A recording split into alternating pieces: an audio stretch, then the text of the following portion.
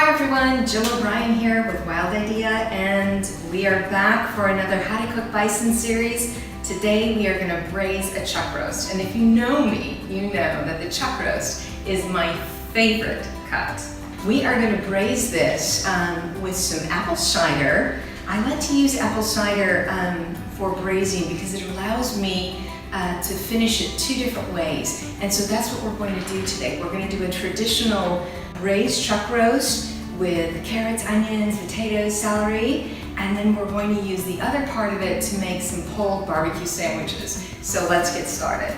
You can either choose to leave the netting on or off, and I'm going to go ahead and just take it off because for the purposes that we're using the chuck roast for today, this will allow those seasonings that we rub into it just to get in all the little cracks and crevices a little bit more. And here I have a little bit of salt, 2 teaspoons of salt, and I'm just going to dump it right into the pot. Also 2 teaspoons of black pepper going right in the pot, my favorite way to cook, right in the pot. 1 teaspoon of onion powder and half a teaspoon of garlic powder. We're going to add 2 tablespoons of olive oil, dump that right in the pot, swish it all around. We're going to add the roast right to the pot. And we're just going to roll it around, rub it all in. Our oven is preheating, by the way, at 500 degrees. We're going to go ahead and put it in a hot oven, uncovered, just to sear it. And we're going to let that sear for about 20 minutes. So you might be asking, why is the chuck roast my favorite cut? It's loaded with so much flavor. The chuck is from the front shoulder, and it has a little bit more fat in it and a little more flavor. That fat is going to break down with that meat into just a really wonderful, juicy goodness. Okay, we've got our hot apple cider. Our 20 minutes is up. We're going to go ahead and add it to our pot.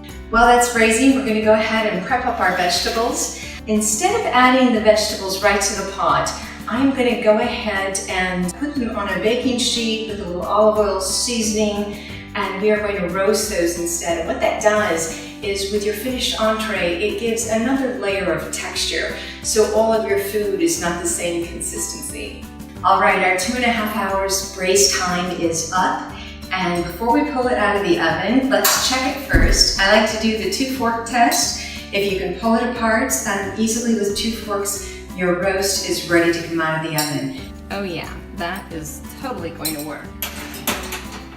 Vegetables are going in, and we'll go ahead and let this rest, and then we'll plate it up, and we will have a chuck roast dinner that is going to be restaurant worthy, company worthy. I've prepared a little Cabernet Sauvignon sauce for it that will just take it to the next step. So our chuck roast is really, it's falling apart here. So we're just going to move it onto the cutting board. And as I mentioned earlier, we're going to make some pulled barbecue sandwiches too. So I'm just going to cut it in half. There's some great au jus in there as well. Oh my, that is fabulous. And we'll add some of our vegetables. Now when you braise a roast, you're not going to end up with a medium rare roast. You're going to end up with a medium well roast, but the tenderness and the juiciness is going to be so incredibly amazing. You're not going to miss that at all. I mentioned that I made a little bit of Cabernet Sauvignon sage sauce. Drizzle it right over the top. Looks amazing. And let's give it a try.